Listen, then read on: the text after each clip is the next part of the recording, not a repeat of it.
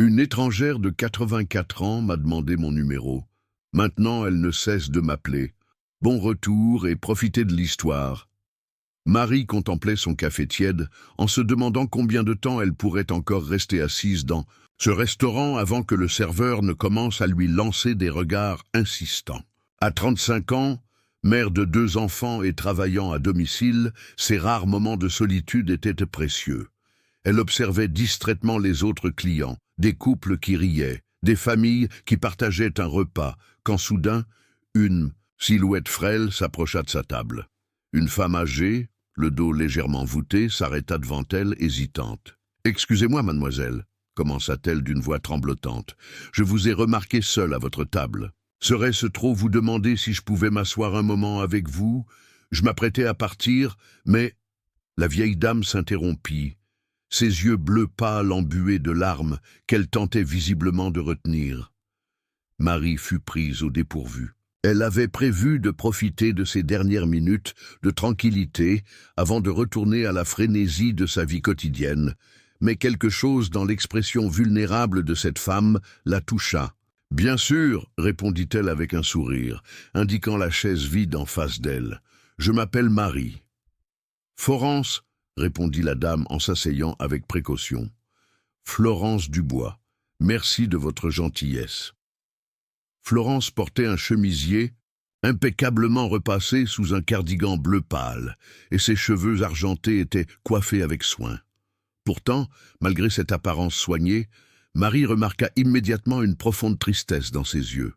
Au fil de la conversation, Florence révéla qu'elle venait de perdre son mari, Georges, après 60 ans de mariage. 3 mois, 2 semaines et 4 jours, précisa-t-elle lorsque Marie lui demanda depuis combien de temps il était parti. Parfois, je me réveille encore et je tends la main vers son côté du lit. La voix de Florence se brisa légèrement. J'ai une fille, Hélène, mais son mari, Pascal, est... Disons qu'il n'apprécie pas beaucoup ma présence. Il contrôle qui elle peut voir et quand. Je la vois à peine une fois par mois. Elle manipula nerveusement sa serviette. Je crois que j'aurais besoin d'aide, vous savez, d'un professionnel. Je n'arrive pas à accepter que Georges soit parti. 2 heures s'écoulèrent sans que Marie ne s'en rende compte, captivée par les histoires de Florence, par les souvenirs d'une vie longue et riche qu'elle partageait avec une sincérité désarmante. La salle s'était progressivement vidée, et Marie réalisa soudain qu'il était bien plus tard qu'elle ne le pensait. « Je devrais rentrer, » dit-elle avec regret, consultant sa montre. « Mes enfants m'attendent. »« Oh, bien sûr, ma chère, » acquiesça Florence, en se levant lentement. Elle grimaça légèrement, sa main ridée se posant sur sa hanche. Ses vieilles jambes ne sont plus ce qu'elles étaient. Dehors, la nuit était tombée, enveloppant les rues de Lyon dans une obscurité parsemée de réverbères. Florence hésita sur le trottoir, regardant avec appréhension la rue sombre qui s'étendait devant elle. « Serait-ce abuser de votre gentillesse que de vous demander de m'accompagner jusque chez moi ?»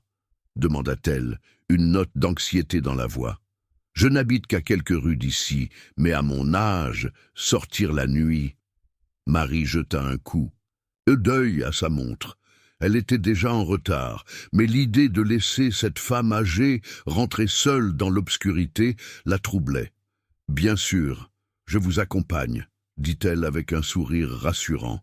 Elles marchèrent lentement, Florence, s'appuyant occasionnellement sur le bras de Marie lorsque le trottoir devenait inégal. La vieille dame parlait de son quartier, de comment il avait changé au fil des décennies. Et Marie l'écoutait avec intérêt, ralentissant son pas pour s'adapter au rythme de sa compagne. Finalement, elles arrivèrent devant un immeuble ancien, aux façades ornées de moulures typiques de l'architecture lyonnaise. Florence s'arrêta devant la porte d'entrée, sortant lentement un trousseau de clés de son sac. « Merci infiniment, ma chère, » dit-elle avec un sourire reconnaissant. Puis après une légère hésitation, « Aimeriez-vous monter un moment ? J'ai fait un gâteau ce matin et je pourrais vous offrir un thé ?»« C'est gentil, » répondit Marie, « mais je dois vraiment rentrer maintenant. Mes enfants m'attendent. » La déception traversa brièvement le visage de Florence, mais elle hocha la tête avec compréhension. Puis, comme si l'idée venait de lui traverser l'esprit, Peut-être pourrais-je avoir votre numéro de téléphone, au cas où j'aurais besoin de parler à quelqu'un. Je me sens si seule parfois. Marie hésita. Une partie d'elle voulait refuser poliment, tracer une limite claire avec cet inconnu. Mais l'expression vulnérable de Florence, la solitude évidente qui émanait d'elle, fit taire ses réticences. Elle prit le téléphone que Florence lui tendait et y enregistra son numéro. « Voilà », dit-elle en lui rendant l'appareil. « N'hésitez pas à m'appeler si vous avez besoin de parler. » Florence serra le téléphone contre sa poitrine comme un trésor précieux. « Merci, Marie. Vous êtes un ange. » Sur le chemin du retour, Marie se sentait partagée. Elle avait fait une bonne action, certainement, mais quelque chose dans l'intensité du regard de Florence l'avait troublée. Elle chassa ses pensées, se concentrant sur le trajet jusqu'à son appartement. 15 minutes après avoir quitté Florence, son téléphone sonna. Le numéro était inconnu, mais Marie savait instinctivement qui appelait. Elle ne répondit pas, accélérant le pas. 40 minutes plus tard, alors qu'elle venait d'arriver chez elle et de saluer la baby-sitter, son téléphone sonna à nouveau. Cette fois, elle décrocha. « Marie ?» La voix de Florence semblait plus fragile au téléphone. « Je voulais juste vous remercier pour cette soirée. Vous avez été si gentille avec moi. »« De rien, Florence. Je suis contente d'avoir pu vous aider. Vous êtes bien rentrée chez vous ? » ?»« Oui, tout va bien. Et vous ? » ?»« Oh, oui, je vais me préparer pour la nuit. Je voulais juste m'assurer que vous étiez bien rentré. » La conversation fut brève et Marie raccrocha avec un sentiment de soulagement. 1 heure plus tard, alors qu'elle préparait les enfants pour le coucher, son téléphone sonna à nouveau. « Marie, c'est encore Florence. Je voulais juste vous souhaiter bonne nuit. » Marie fronça les sourcils, mais maintint sa voix amicale. « Bonne nuit à vous aussi, Florence. Dormez bien. » Cette nuit-là, allongée dans son lit, Marie ne put s'empêcher de repenser à cette rencontre étrange. Florence semblait si seule, si désespérée de créer un lien. Une partie d'elle se sentait coupable d'être dérangée par ses appels, mais une autre partie sentait qu'une limite venait d'être franchie. Le lendemain matin, Marie fut réveillée par la sonnerie de son téléphone. Il était à peine 7 heures, et le nom de Florence s'affichait sur l'écran. Elle ne répondit pas, se retournant pour tenter de grappiller quelques minutes de sommeil supplémentaires. 10 minutes plus tard, le téléphone sonna à nouveau. Puis encore, et encore. Au cours des 2 heures suivantes, Florence appela 8 fois. Marie, occupée à préparer le petit déjeuner de ses enfants, à les habiller pour l'école et à organiser sa journée de travail à domicile, n'eut même pas le temps de consulter son téléphone. Ce n'est qu'en fin de journée, vers 19 heures, qu'elle remarqua les nombreux appels manqués. Avec un mélange d'irritation et d'inquiétude, elle rappela Florence. « Oh, Marie, j'étais si inquiète. J'ai cru qu'il vous était arrivé quelque chose. Je suis désolée, Florence. J'étais occupée avec mes enfants et mon travail. Je n'avais pas mon téléphone avec moi. »« Je comprends, ma chère. Mais dites-moi, quand pourriez-vous venir me rendre visite? J'ai pensé que nous pourrions prendre un thé ensemble chez moi. Je vous ferai un bon gâteau, comme ceux que j'avais l'habitude de faire pour Georges. » Marie sentit une légère pression dans sa poitrine. « C'est gentil, Florence, mais je suis très occupée ces temps-ci. Je ne peux pas vous donner de date précise pour le moment. » Oh, la déception dans la voix de Florence était palpable. « Je comprends. Peut-être pourriez-vous me dire quand vous serez disponible. Je ne sais pas exactement, mais je vous appellerai quand j'aurai un moment libre cette semaine, d'accord? 1 heure ou 2, peut-être. » « Très bien, » dit Florence, sa voix retrouvant un peu d'enthousiasme. « C'est parfait, j'attendrai votre appel. » Marie raccrocha, un sentiment d'inconfort grandissant en elle. Elle avait l'impression d'être prise au piège, coincée entre sa compassion pour cette femme âgée et solitaire et son besoin de préserver sa propre tranquillité. Si tu aimes l'histoire, tape 5 dans les commentaires et abonne-toi pour plus de vidéos comme celle-ci. Sinon, tape 0, cela m'aide à créer un contenu encore meilleur pour toi. On continue. Le jour suivant fut encore pire. 12 appels manqués de Florence s'accumulèrent sur son téléphone. Marie essaya d'ignorer la culpabilité qui montait en elle à chaque notification, se concentrant sur son travail et ses enfants. Mais quand son téléphone sonna pour la 13e fois, ce jour-là, elle décida de répondre. « Florence, bonjour. Marie, enfin, j'étais si inquiète. Comment allez-vous aujourd'hui ? » « Je vais bien, merci. Mais Florence, je dois vous dire que je suis très occupée en ce moment. Je ne peux pas répondre à tous vos appels. » Il y eut un silence au bout de la ligne, si long que Marie crut un instant que la communication avait été coupée. « Je suis désolée, » dit finalement Florence d'une voix si petite que Marie dut tendre l'oreille pour l'entendre. « Je ne voulais pas être un fardeau, c'est juste que, depuis que Georges est parti, les journées sont si longues et silencieuses. » Marie sentit son cœur se serrer. « Je comprends, Florence, vraiment, mais peut-être pourrions-nous établir des moments précis pour nos conversations. Par exemple, je pourrais vous appeler demain soir, vers 20h, quand mes enfants seront couchés. »« Ce serait merveilleux, » répondit Florence, sa voix retrouvant un peu de vigueur. « Et peut-être pourriez-vous venir me voir demain ? J'ai déjà commencé à préparer un gâteau, un fondant au chocolat, comme ceux que ma mère me faisait. Et quand j'étais petite, » Marie hésita. L'idée de se rendre chez une inconnue, même une femme âgée apparemment inoffensive, la mettait mal à l'aise. « Je ne sais pas si je pourrais venir chez vous, Florence. Peut-être pourrions-nous nous retrouver au restaurant où nous nous sommes rencontrés. » Oh ! La déception était évidente dans la voix de Florence. « C'est que mes jambes me font terriblement souffrir ces temps-ci. Et puis, avec mon âge, je ne me sens pas très à l'aise de sortir seule. Vous comprenez, à 84 ans, on n'a plus la même assurance qu'avant. » Marie se mordit la lèvre, tiraillée entre sa compassion et sa prudence.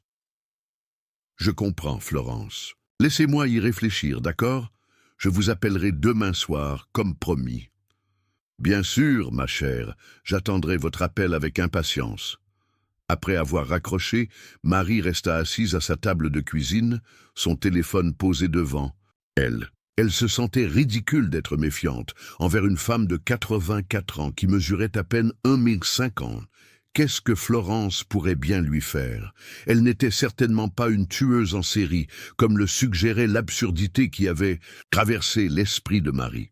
Et pourtant, quelque chose dans cette situation la dérangeait profondément. L'insistance de Florence, sa réticence à se rencontrer ailleurs que chez elle, les appels incessants, Marie ne pouvait s'empêcher de sentir que quelque chose n'allait pas. Ce soir-là, allongée dans son lit, Marie consulta son téléphone une dernière fois avant de s'endormir. 3 nouveaux appels manquaient de Florence. Elle éteignit son téléphone avec un soupir et ferma les yeux, espérant que le sommeil lui apporterait la clarté dont elle avait besoin. Le lendemain matin, Marie se réveilla avec une décision. Elle allait être honnête avec Florence, établir des limites claires, tout en restant compatissante. Elle ralluma son téléphone, s'attendant à trouver une nouvelle série d'appels manqués, mais étrangement, il n'y en avait aucun. La journée passa sans un seul appel de Florence, ce qui, après l'avalanche des jours précédents, semblait presque inquiétant.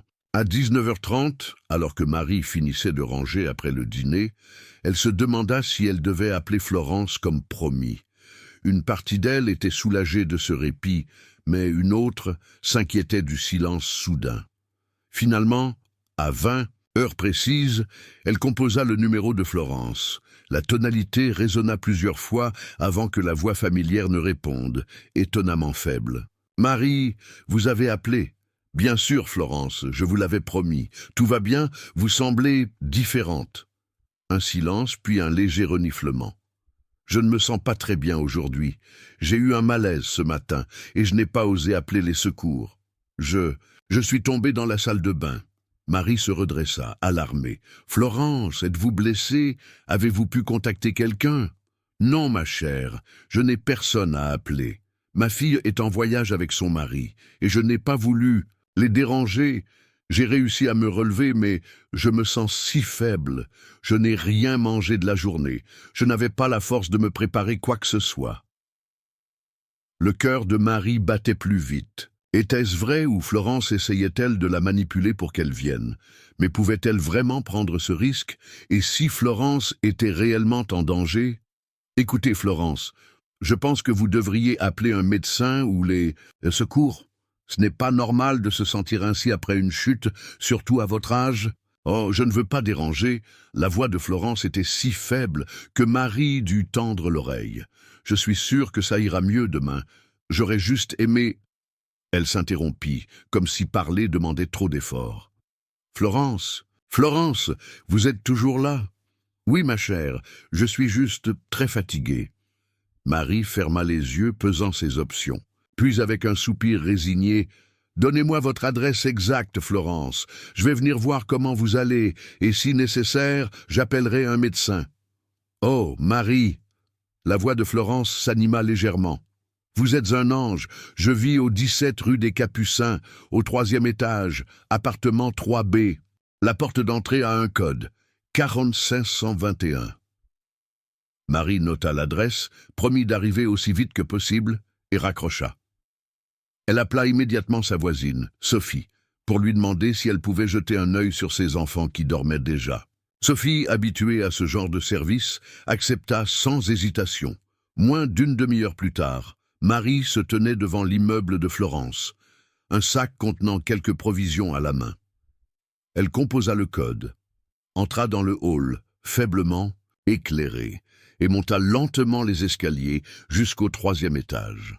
Devant la porte 3B, elle hésita un instant, puis frappa doucement. Pas de réponse. Elle frappa à nouveau, plus fort cette fois. « Florence, c'est Marie !» Après ce qui sembla une éternité, elle entendit un faible bruit de pas derrière la porte, puis le cliquetis d'une serrure qu'on déverrouille, et la porte s'ouvrit sur Florence. La vieille dame semblait effectivement mal en point. Son visage était pâle, ses cheveux en désordre, et elle portait une robe de chambre usée. « Marie, » murmura-t-elle avec un faible sourire, « vous êtes venue. »« Bien sûr que je suis venue, » répondit Marie, entrant dans l'appartement et posant son sac sur une table proche. « Vous m'avez inquiété. Avez-vous vu un médecin? Comment vous sentez-vous maintenant? »« Mieux, maintenant que vous êtes là, » dit Florence, s'appuyant lourdement sur une canne. « Je suis désolée de vous avoir dérangé si tard. » L'appartement était petit, mais impeccablement rangé, rempli de meubles anciens et de photographies. Encadré, Marie aida Florence à s'asseoir dans un fauteuil confortable du salon, puis se dirigea vers la cuisine. « Je vais vous préparer quelque chose à manger.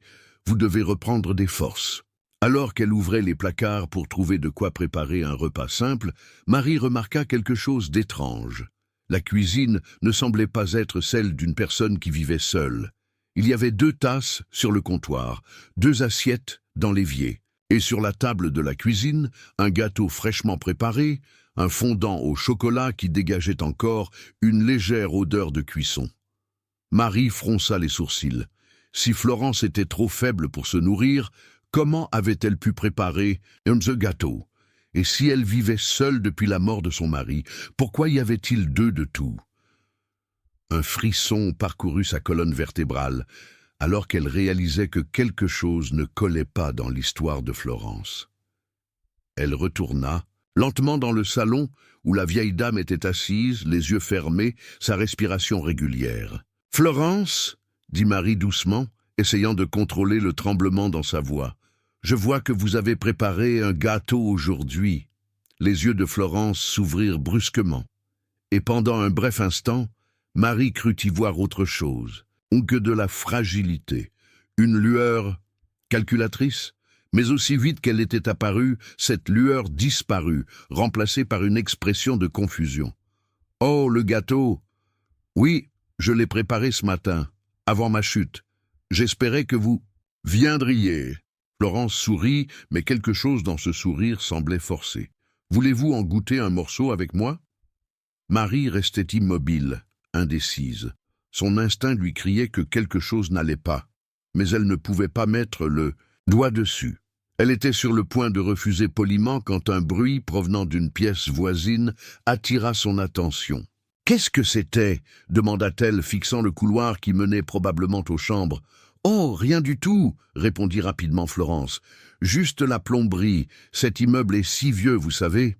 Mais Marie était presque certaine d'avoir entendu un bruit de pas, comme si quelqu'un se déplaçait dans une autre pièce. Son cœur battait maintenant si fort qu'elle était sûre que Florence pouvait l'entendre. « Je pense que je devrais partir, » dit-elle, reculant lentement vers la porte d'entrée. « Il est tard, et mes enfants ? » « Non !»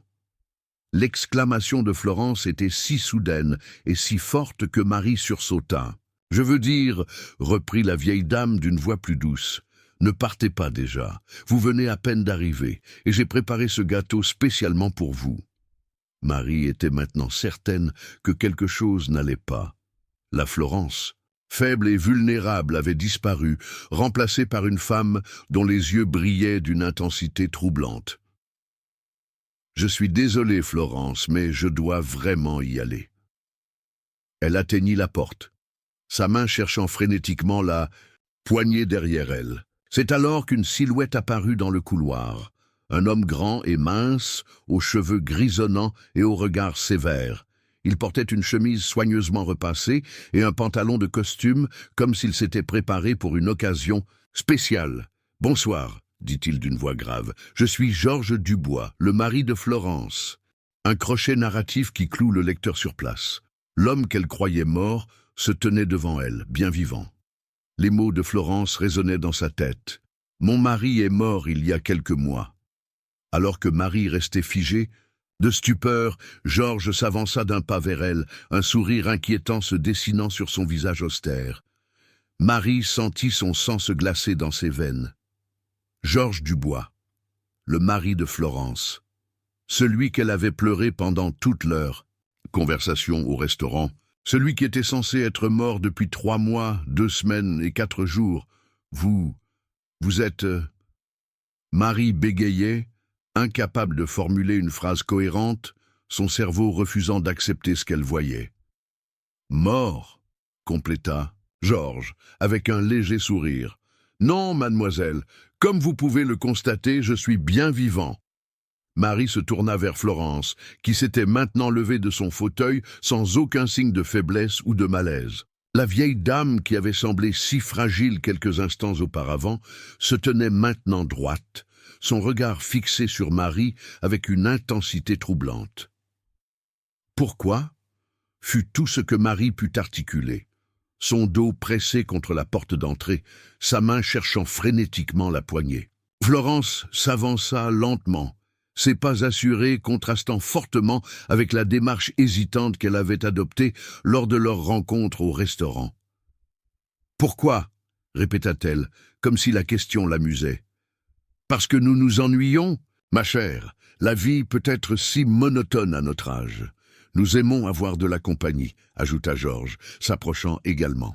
Des visages nouveaux, des histoires fraîches. Marie sentit la panique monter en elle. La porte derrière elle était verrouillée et elle ne voyait pas de clé à proximité. « Laissez-moi partir, » dit-elle, essayant de garder sa voix ferme, malgré la terreur qui l'envahissait. Florence échangea un regard avec son mari, puis soupira dramatiquement. « Vous n'avez même pas goûté mon gâteau, Marie. J'y ai mis tout mon cœur. »« Je n'ai pas faim, » répondit Marie, les yeux cherchant frénétiquement une issue. « Je veux juste rentrer chez moi. Mes enfants m'attendent. »« Vos enfants ?» murmura Florence, un étrange éclat dans les yeux. « Vous nous avez parlé d'eux. Quel âge ont-ils déjà ?»« Ça ne vous regarde pas, » trancha Marie, une nouvelle vague de terreur l'envahissant à l'idée que ces étranges personnes puissent s'intéresser à ses enfants. Georges s'approcha encore d'un pas et Marie remarqua qu'il tenait quelque chose dans sa main. Un petit objet métallique qui luisait faiblement dans la lumière tamisée du salon. Un couteau? Non, une clé. La clé de la porte d'entrée. « Ne faites pas de bêtises, ma chère, » dit-il doucement, comme s'il parlait à un enfant effrayé. « Nous voulons simplement passer une agréable soirée en votre compagnie. Est-ce trop demandé ?» Marie sentit les larmes lui monter aux yeux, mais refusa de les laisser couler. Elle ne voulait pas montrer sa peur, même si celle-ci menaçait de la submerger complètement. « Mon téléphone !» dit-elle, une idée lui traversant l'esprit. « J'ai dit à ma voisine où j'allais. Elle appellera la police si je ne rentre pas. Bientôt. Florence et Georges échangèrent un nouveau regard, et Marie y vit une hésitation. Puis Florence haussa les épaules. « Eh bien, nous ferions mieux de ne pas nous attarder alors, » dit-elle avec un sourire qui n'atteignait pas ses yeux. « Georges, donne-lui la clé. » À la surprise de Marie, Georges lui tendit effectivement la clé. Elle la prit, ses doigts tremblants, et se tourna pour déverrouiller la porte. « Mais avant que vous ne partiez, » ajouta Florence, sa voix soudain plus dure, « sachez que nous savons où vous habitez, Marie. Nous savons où vont vos enfants à l'école. Nous savons beaucoup de choses sur vous. » Marie se figea, la clé à mi-chemin de la serrure. « Comment ? Internet est une mine d'informations pour qui sait chercher, » répondit Georges avec un sourire sinistre. « Et vous avez été si généreuse en partageant des détails sur votre vie pendant votre conversation avec ma femme. » Marie sentit un frisson glacé parcourir sa colonne vertébrale. Elle avait effectivement partagé beaucoup d'informations personnelles avec Florence, pensant avoir affaire à une vieille dame inoffensive et solitaire. « Que voulez-vous de moi ?» demanda-t-elle, sa voix à peine audible. « Pour l'instant, rien », répondit Florence, son ton redevenant presque amical. « Rentrez chez vous, Marie. Prenez soin de vos enfants, mais n'oubliez pas notre petite conversation de ce soir. Et attendez-vous à notre appel, » ajouta Georges, son sourire s'élargissant. « Nous avons hâte de vous revoir, peut-être avec vos adorables enfants la prochaine fois. » Marie tourna la clé dans la serrure, ouvrit la porte et sortit précipitamment dans le couloir. Elle n'attendit pas l'ascenseur, dévalant les escaliers aussi vite que ses jambes tremblantes le lui permettaient. Une fois dans la rue, elle courut sans s'arrêter jusqu'à ce que l'immeuble de Florence soit loin derrière elle.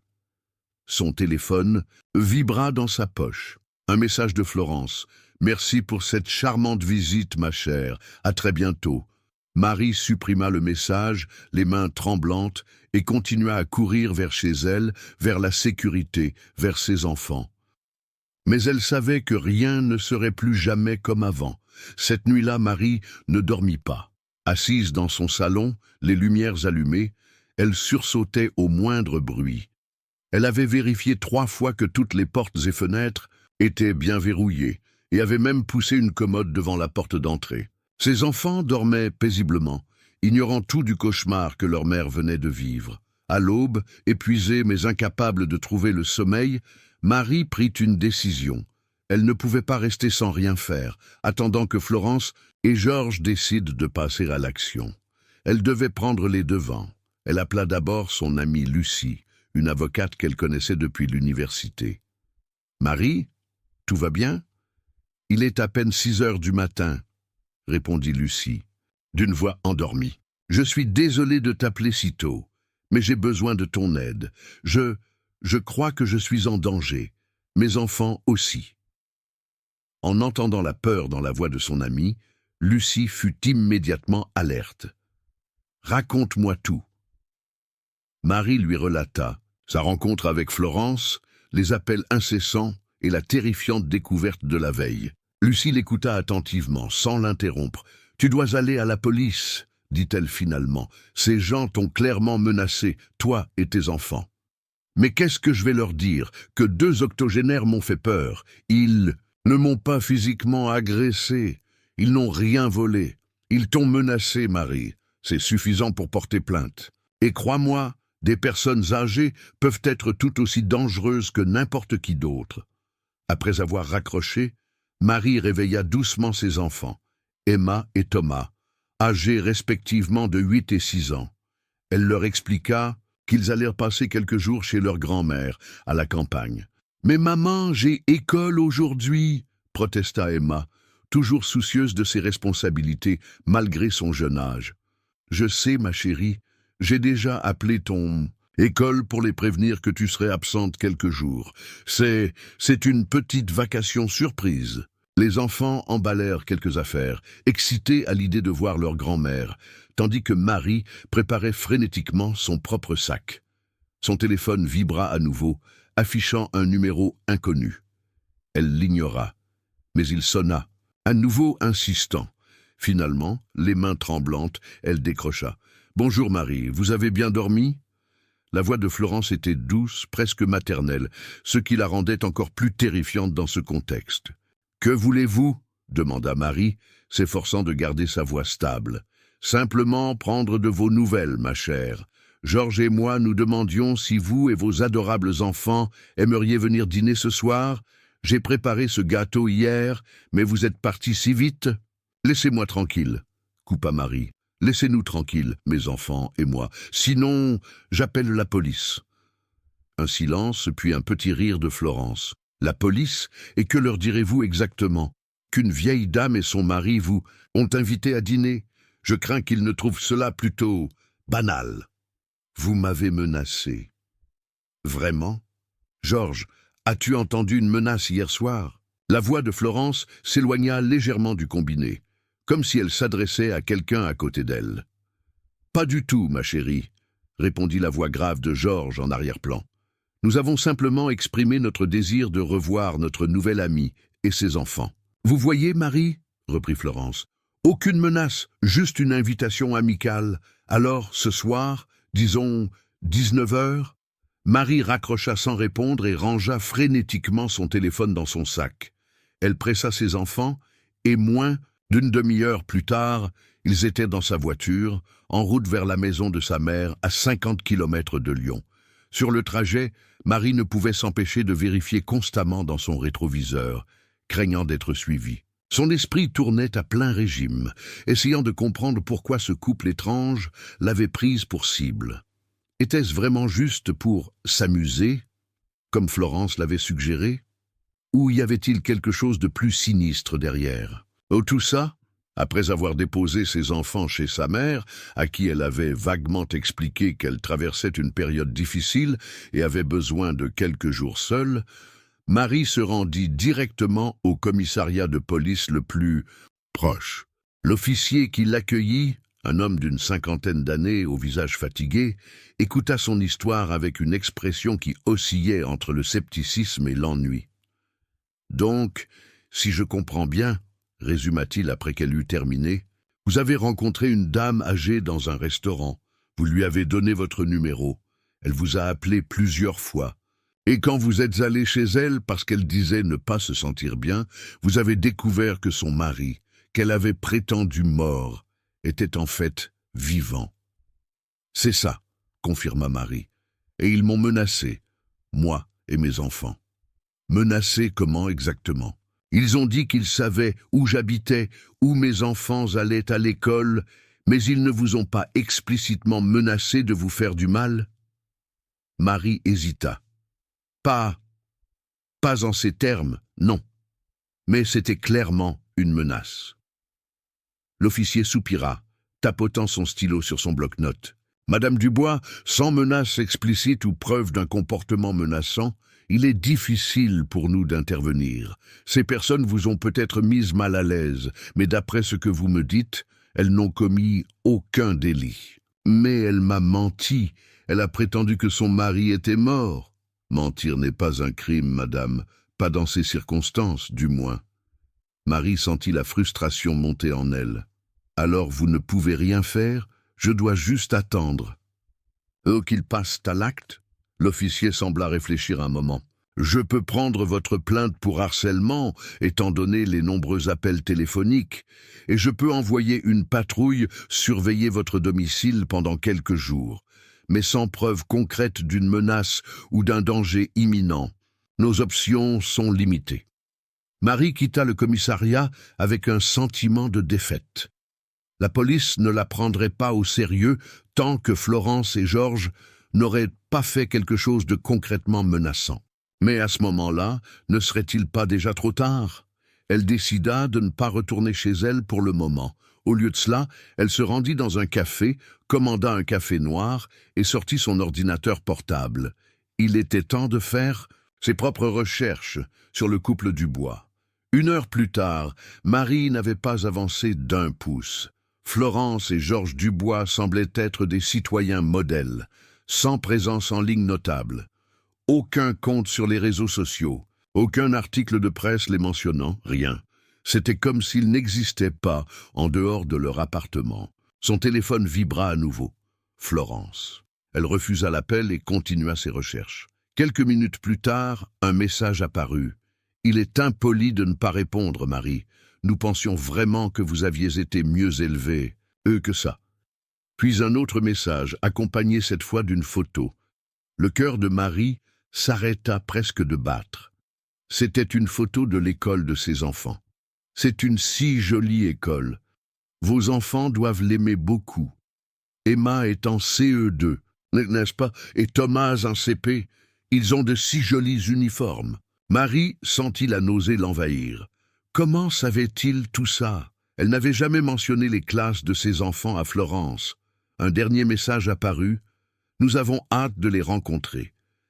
Les doigts tremblants, Marie appela à nouveau Lucie. « Ils savent pour mes enfants, » dit-elle dès que son ami décrocha. « Ils savent dans quelle classe ils sont, comment ils s'habillent. »« Marie, calme-toi, » répondit Lucie, sa voix professionnelle et rassurante. « Tu as les messages ?»« Oui, et une photo de l'école. »« Parfait. Retourne au commissariat immédiatement. Avec ça, ils seront obligés de prendre ta plainte au sérieux. » Cette fois, Marie fut reçue par une jeune officière qui écouta son histoire avec bien plus d'attention que son collègue.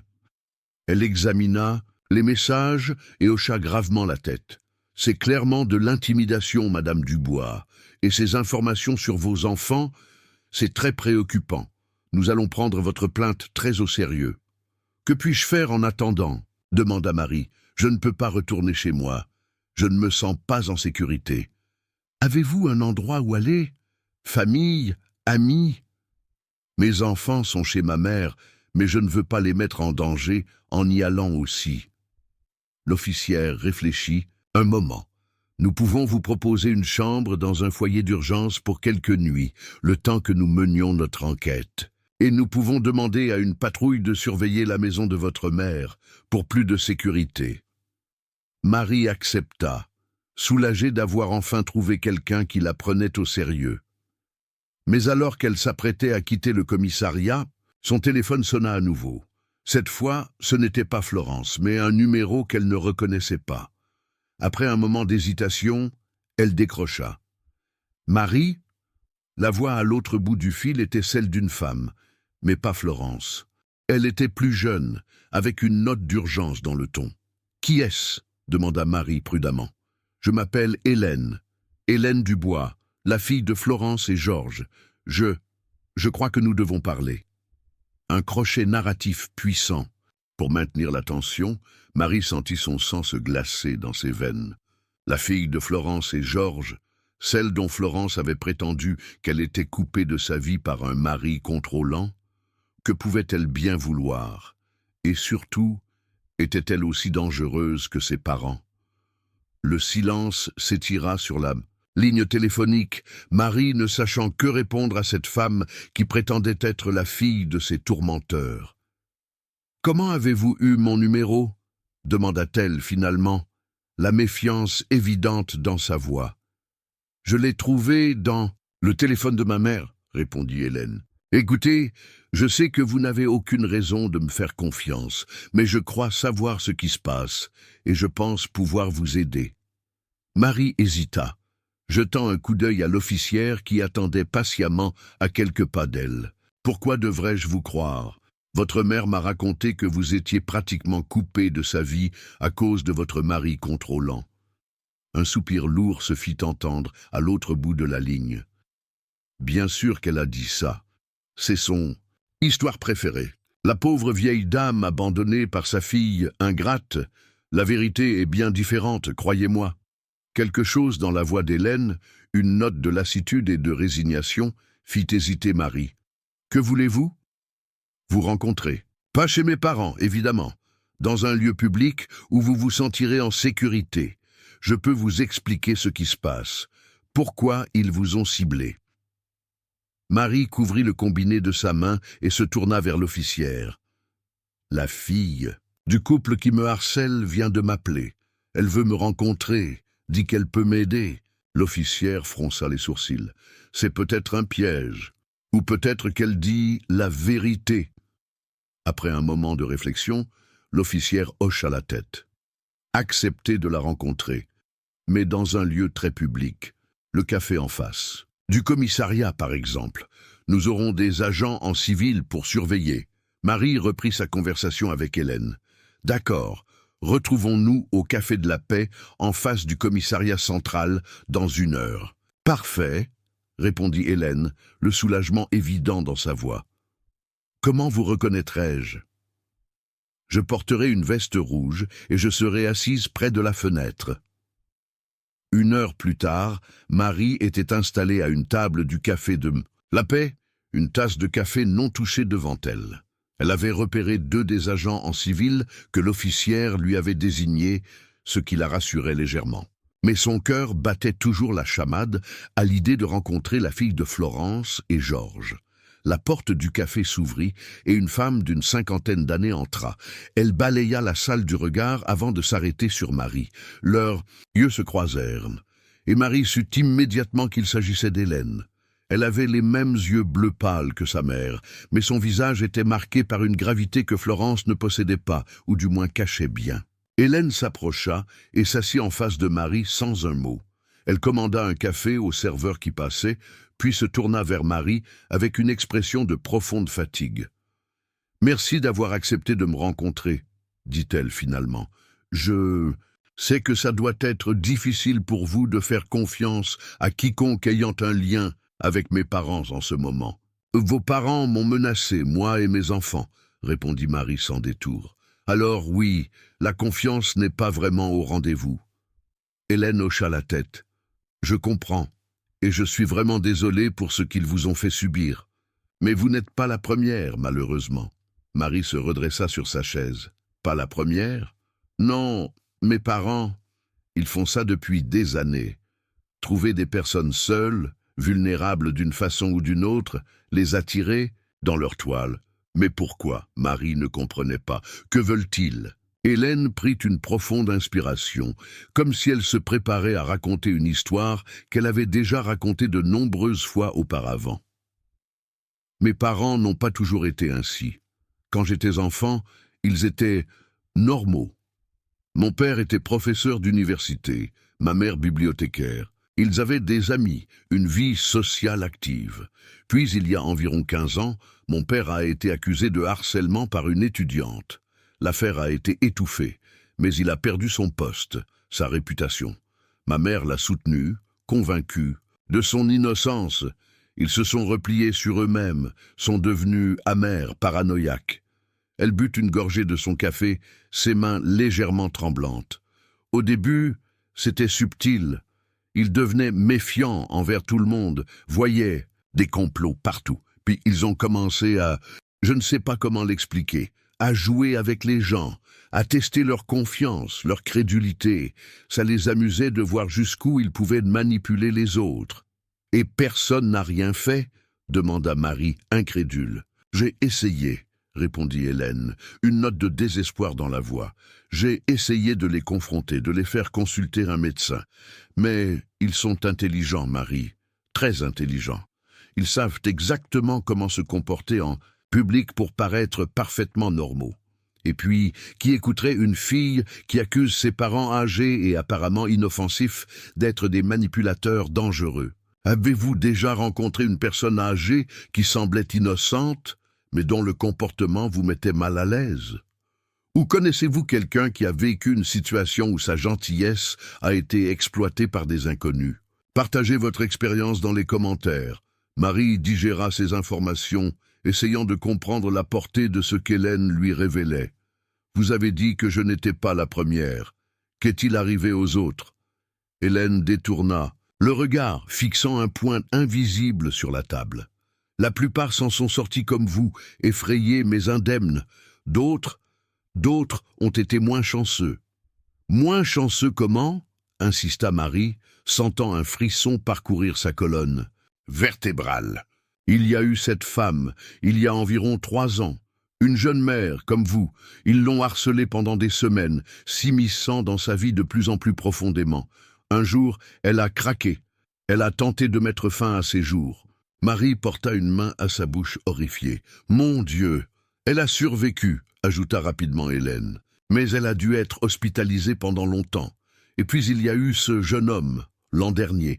Ils l'ont convaincu qu'ils avaient besoin d'aide pour gérer leurs finances. Il leur a fait confiance, leur a donné accès à ses comptes. Ils l'ont ruiné. Et la police n'a rien fait ? Comme je vous l'ai dit, mes parents sont intelligents. Ils ne laissent jamais de preuves concrètes. Tout se passe par manipulation, par pression psychologique. Et qui croirait qu'un couple d'octogénaires, apparemment respectable, puisse être responsable de tels actes ? Marie secoua la tête, essayant d'assimiler toutes ces informations. Pourquoi me dire tout ça maintenant ? Pourquoi m'aider ? Le visage d'Hélène s'assombrit. Parce que cette fois, c'est différent. Ils n'ont jamais menacé des enfants auparavant. Jamais. Quand j'ai vu votre numéro dans le téléphone de ma mère et que j'ai entendu leur conversation à votre sujet, elle s'interrompit, visiblement émue. Je ne peux pas laisser faire ça, pas cette fois. Marie fixa Hélène, cherchant dans son regard un signe qu'elle mentait, qu'elle faisait partie du jeu pervers de ses parents. Mais tout ce qu'elle y vit fut une profonde tristesse et une détermination sincère. « Comment pouvez-vous m'aider » demanda finalement Marie. « J'ai des preuves » répondit Hélène. « Des journaux intimes de ma mère, des enregistrements de conversations entre eux où ils discutent de leur jeu. J'ai conservé tout ça pendant des années, espérant un jour avoir le courage de les confronter, de les dénoncer. Je pense que le moment est venu. Pourquoi maintenant? Pourquoi pas après les incidents précédents ?» Hélène baissa les yeux, la honte évidente sur son visage. « Parce que j'ai peur d'eux, Marie. Aussi pathétique que cela puisse paraître, j'ai toujours eu peur d'eux, de ce qu'ils pourraient me faire si je les trahissais. Mais menacer des enfants ?» Elle secoua la tête. « C'est une ligne que je ne peux pas les laisser franchir. » Marie réfléchit un moment, pesant ses options. Pouvait-elle faire confiance à Hélène? Était-ce un autre piège, plus élaboré, tendu par Florence et Georges? Comme si elle lisait dans ses pensées, Hélène sortit de son sac une clé USB qu'elle posa sur la table entre elles. « Voici une partie des preuves dont je vous ai parlé. Prenez-la, examinez-la. Si vous décidez de me faire confiance après ça, appelez-moi. » Marie prit la clé USB, la tournant entre ses doigts. « Et si je refuse ? » « Alors, je comprends, mais sachez que je suis prête à témoigner contre mes parents, à porter ces preuves à la police, avec ou sans votre aide. » Après avoir quitté Hélène, Marie se rendit directement au foyer où l'officière l'avait dirigée. Une fois installée dans sa chambre spartiate mais propre, elle sortit son ordinateur portable et inséra la clé USB d'Hélène. Ce qu'elle y découvrit la glaça d'effroi. Des entrées de journal datant de plusieurs années, détaillant avec une précision clinique les jeux de Florence et Georges. Des photos de leurs précédentes victimes, prises à leur insu. Des enregistrements audio où le couple discutait de leurs plans, riant de la naïveté de ceux qu'ils manipulaient. Et puis, il y avait un dossier étiqueté à son nom. Marie l'ouvrit, les mains tremblantes. Des photos d'elle, prises dans la rue, au restaurant devant l'école de ses enfants. Des notes détaillant ses habitudes, ses horaires, les noms de ses enfants, de ses amis, de sa mère. Il l'observait depuis bien plus longtemps qu'elle ne l'avait imaginé. Son téléphone sonna, la faisant sursauter violemment. C'était Hélène. « Alors ?»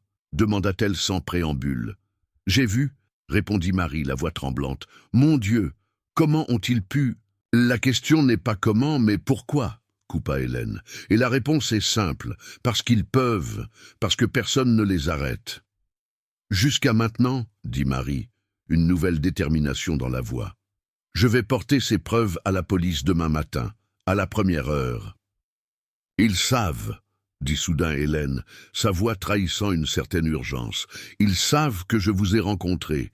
Ils m'ont appelé il y a 10 minutes, me demandant ce que je faisais au Café de la Paix. » Marie sentit son sang se glacer dans ses veines. Comment ont-ils su? Ils ont probablement des complices, des personnes qui les aident, les informent, des voisins, des commerçants. Ils ont tissé un vaste réseau au fil des ans. Qu'est-ce que ça signifie pour nous? Ça signifie qu'ils vont accélérer leur plan. Ils ne vont pas attendre sagement que nous les dénoncions. Marie ferma les yeux, essayant de contrôler la panique qui montait en elle. Mes enfants, sont-ils en sécurité? Ils sont chez ma mère, à une 50aine de kilomètres d'ici. La police a promis de surveiller la maison. Bien, dit Hélène, mais son ton n'était pas convaincant. Écoutez, Marie, je dois vous prévenir. Mes parents ne vont pas abandonner facilement. Ils vont tenter de vous atteindre d'une façon ou d'une autre. Ne faites confiance à personne jusqu'à ce qu'ils soient arrêtés. Et vous? Demanda Marie. Êtes-vous en sécurité? Un silence, puis un rire amer. Je vis avec cette peur depuis des années, Marie. Ne vous inquiétez pas pour moi. Après avoir raccroché, Marie resta immobile un long moment, fixant la clé USB sur la table devant elle. Puis elle appela l'officière qui s'occupait de son dossier. « J'ai des preuves, dit-elle sans préambule. Des preuves concrètes contre les Dubois.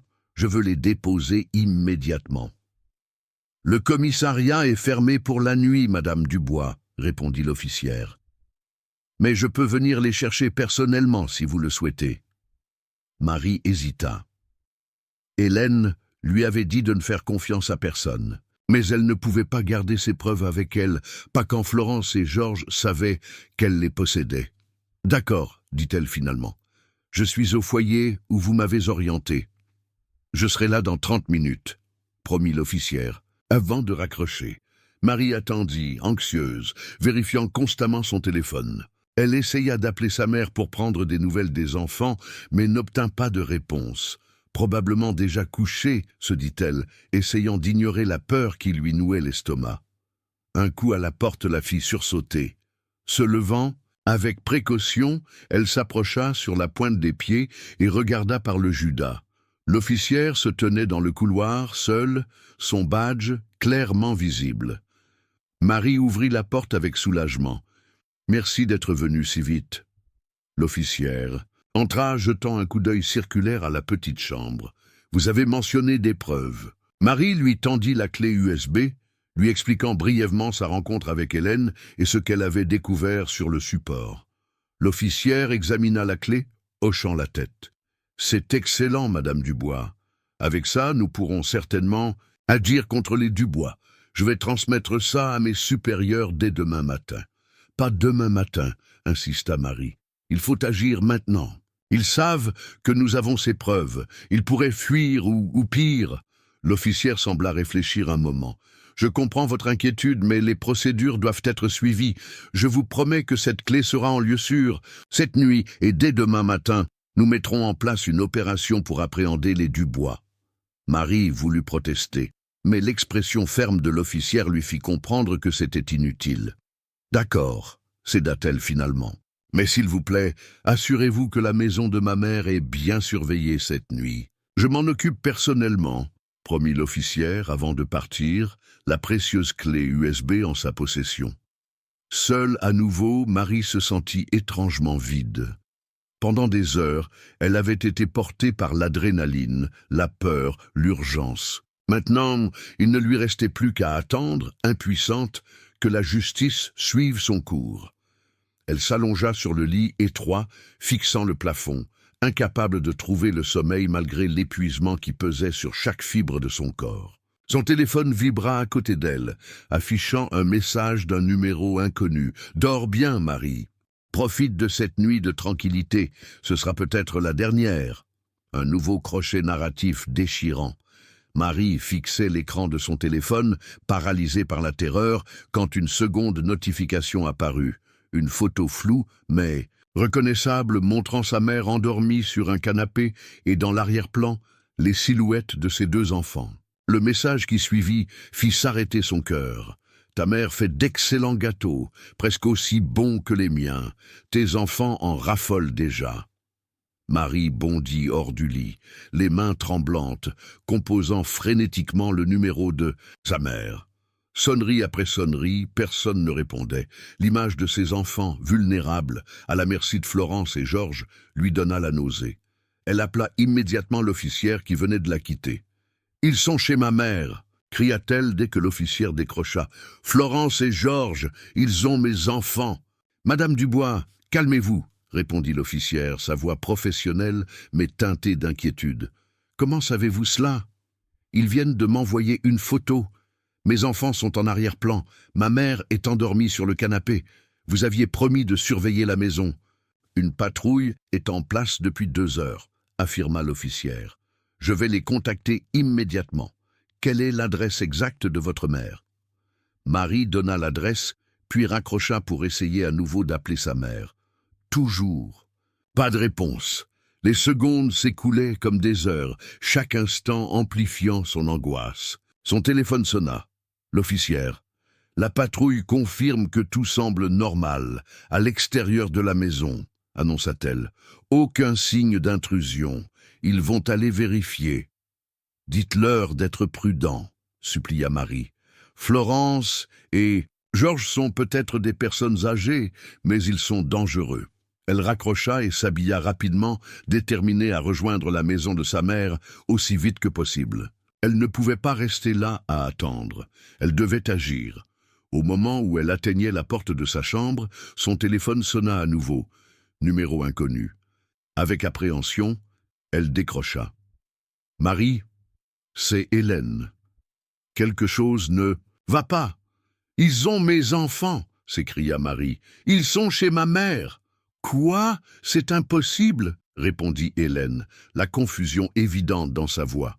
Je viens de quitter l'appartement de mes parents il y a 20 minutes. Ils étaient tous les deux là en train de dîner. Marie s'arrêta net. Mais la photo. Ils m'ont envoyé une photo de mes enfants chez ma mère. Montrez-moi cette photo, exigea Hélène. Marie mit l'appel en attente, le temps de lui transférer l'image, puis reprit la conversation. Je l'ai reçue, dit Hélène, après quelques secondes.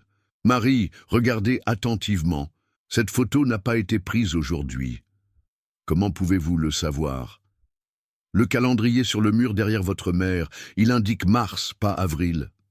Marie zooma sur l'image et effectivement, le calendrier dans la cuisine de sa mère indiquait bien mars. Mais comment ont-ils obtenu cette photo?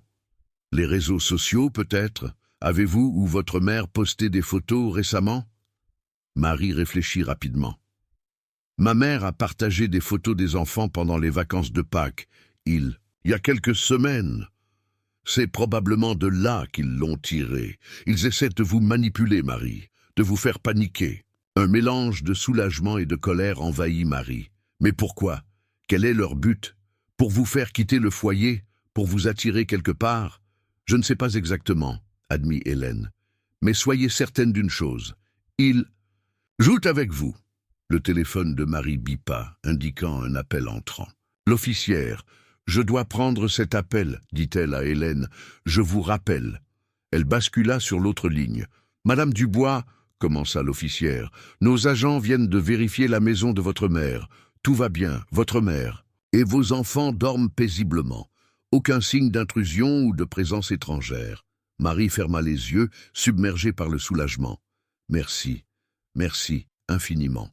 Par mesure de précaution, nous avons posté un agent à l'intérieur de la maison pour la nuit. Votre famille est en sécurité. Après avoir raccroché, Marie se laissa glisser contre le mur jusqu'au sol, les jambes tremblantes. Florence et Georges n'avaient pas ses enfants. Ils étaient en sécurité. Mais cette manipulation prouvait à quel point ce couple était dangereux et déterminé. Elle rappela Hélène pour lui transmettre les nouvelles rassurantes. « C'est une bonne chose, » dit Hélène, « mais ne baissez pas la garde. Mes parents ne vont pas s'arrêter là. Ils détestent perdre à leur propre jeu. Que dois-je faire maintenant? Restez où vous êtes. Ne sortez sous aucun prétexte. Demain, la police aura les preuves et pourra agir. D'ici là, ne faites confiance à personne. » Marie passa la nuit dans un état de semi-éveil, sursautant au moindre bruit dans le couloir du foyer. Aux premières lueurs de l'aube, son téléphone sonna. C'était l'officière. « Madame Dubois, j'ai des nouvelles. Nous avons examiné le contenu de la clé USB et lancé une opération pour appréhender les Dubois ce matin. »« Et ?» demanda Marie, retenant son souffle. « Ils n'étaient pas chez eux. L'appartement est vide, comme s'ils étaient partis précipitamment. « Ils ont fui !» murmura Marie, sentant une vague de désespoir l'envahir. « Pas nécessairement, répondit l'officière. Nous avons mis en place des alertes à tous les postes frontières et gares. S'ils tentent de quitter la région, nous les intercepterons. Et ma famille? Toujours en sécurité. L'agent est encore sur place et restera jusqu'à ce que nous ayons appréhendé les Dubois. Après avoir raccroché, Marie appela Hélène, mais tomba directement sur sa messagerie. Elle laissa un message, expliquant la situation, puis s'assit sur le bord du lit, se demandant quel devrait être son prochain mouvement. Son téléphone vibra. Un nouveau message. Elle l'ouvrit avec appréhension, s'attendant à une nouvelle menace de Florence et Georges. Mais c'était un message d'Hélène. « Rejoignez-moi au Café de la Paix dans 1 heure, j'ai de nouvelles informations. » Marie hésita. Était-ce prudent de sortir maintenant? Mais le café était juste en face du commissariat, un lieu public, et sûr. Et si Hélène avait de nouvelles informations qui pourraient aider à capturer ses parents? 1 heure plus tard, Marie poussait la porte du Café de la Paix, scrutant l'intérieur à la recherche d'Hélène. Le café était presque vide à cette heure matinale, à l'exception d'un couple de personnes âgées dans un coin et d'une silhouette solitaire au fond, dos à la porte. Marie s'approcha lentement, reconnaissant la veste qu'Hélène portait la veille. Hélène, la silhouette se retourna et Marie recula d'un pas, le souffle coupé. Ce n'était pas Hélène, c'était Florence. « Bonjour ma chère, dit la vieille dame avec un sourire doucereux. Quelle joie de vous revoir. » Marie fit volte-face pour fuir, mais se heurta à Georges qui se tenait juste derrière elle, bloquant le passage. Il la saisit fermement par le bras, son sourire aussi glacial que celui de sa femme. « Pas si vite, Marie, nous avons des choses à nous dire, vous ne croyez pas ?» Marie jeta un regard désespéré vers le comptoir, espérant trouver de l'aide auprès du serveur, mais le café semblait désormais complètement vide. « Où est Hélène ?» demanda-t-elle, sa voix tremblante. Florence éclata d'un rire sec. « Hélène, notre fille n'a pas mis les pieds à Lyon depuis Noël dernier. Mais hier, nous nous sommes rencontrés ici même. Oh, vous parlez de cette charmante dame qui a prétendu être notre fille ?» Georges sourit. « Une vieille amie, disons. Elle nous rend service de temps en temps. » Marie sentit son sang se glacer dans ses veines. Alors, tout était un mensonge, la clé USB, les preuves. « Pas tout, » répondit Florence, sirotant tranquillement son thé. « Nous avons vraiment une fille nommée Hélène, et elle nous évite effectivement comme la peste depuis des années. Quant au reste, » elle haussa les épaules, avec un sourire énigmatique. « Pourquoi ?» demanda Marie, la colère commençant à remplacer la peur. « Pourquoi moi? Pourquoi tout ça ?»« Parce que c'est amusant, » répondit simplement Georges. « La vie peut être si ennuyeuse à notre âge, il faut bien trouver des divertissements. » « Mais les menaces envers mes enfants, les photos, la peur que vous m'avez fait vivre. »« Oh, nous n'aurions jamais fait de mal à vos enfants, » dit Florence, agitant la main comme pour balayer cette idée. « Ce n'est qu'un jeu, Marie. Un simple jeu. » « Un jeu ?» Marie tremblait maintenant de rage. « Vous avez terrorisé ma famille, menacé mes enfants, pour un jeu ? Baissez d'un ton, ma chère, » murmura Georges, resserrant sa prise sur son bras. « Vous ne voudriez pas faire une scène, n'est-ce pas ?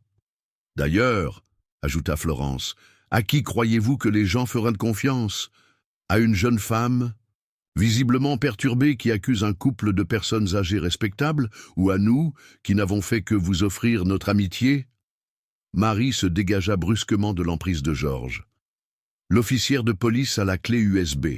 Elle a vu les preuves. Florence et Georges échangèrent un regard amusé. « Quelle officière ?» demanda Florence. « Celle qui est venue au foyer hier soir ?» Marie sentit un frisson la parcourir. « Comment savez-vous ? Encore une amie, » expliqua Georges. « Très convaincante dans son uniforme, n'est-ce pas ?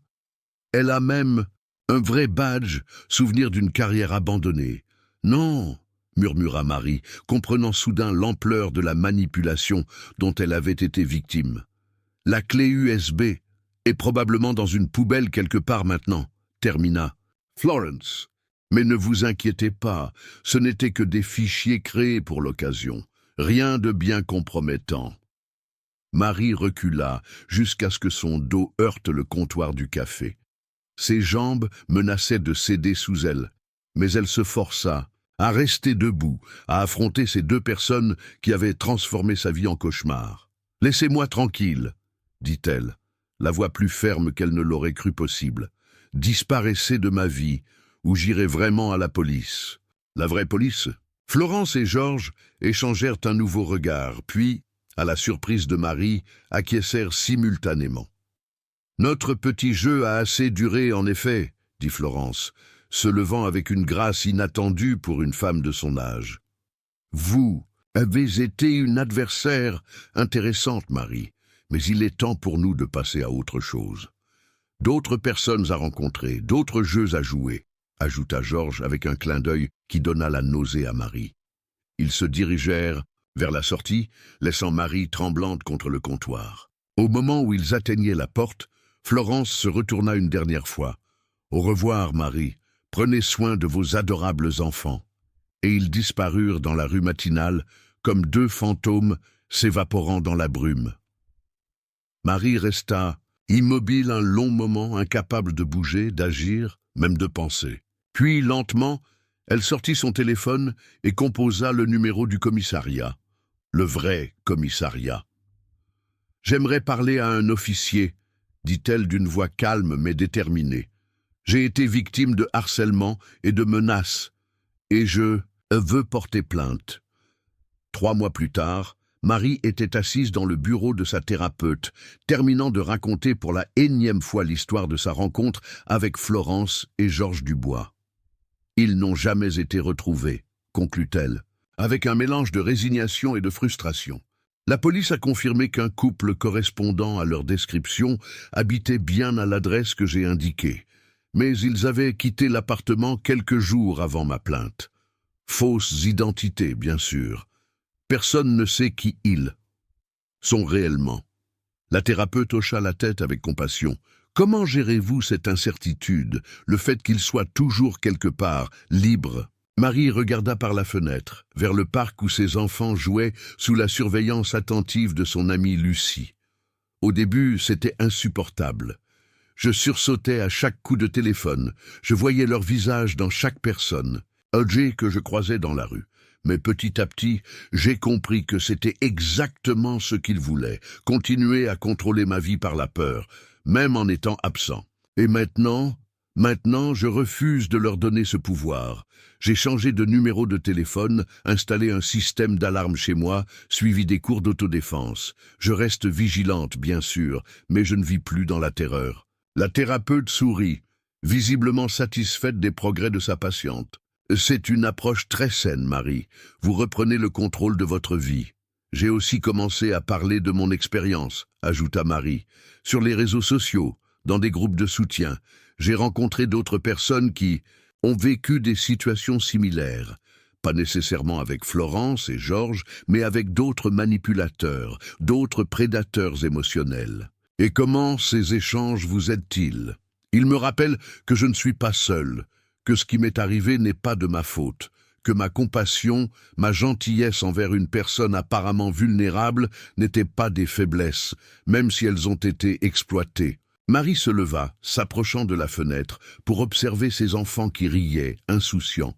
Le plus important, c'est que j'ai appris à faire confiance à mon instinct. Cette petite voix intérieure qui me disait que quelque chose n'allait, et pas avec Florence dès le début. Je l'avais ignorée par politesse, par conditionnement social. Maintenant, je l'écoute.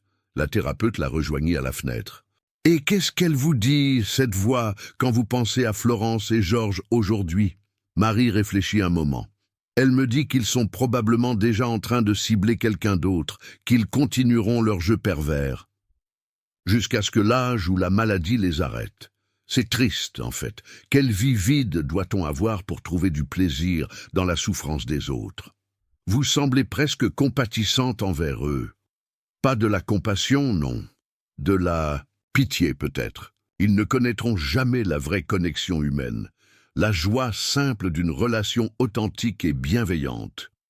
Dans leur jeu sans fin de manipulation et de contrôle, ce sont eux les véritables perdants. » En quittant le cabinet de sa thérapeute, ce jour-là, Marie sentit un poids s'alléger sur ses épaules.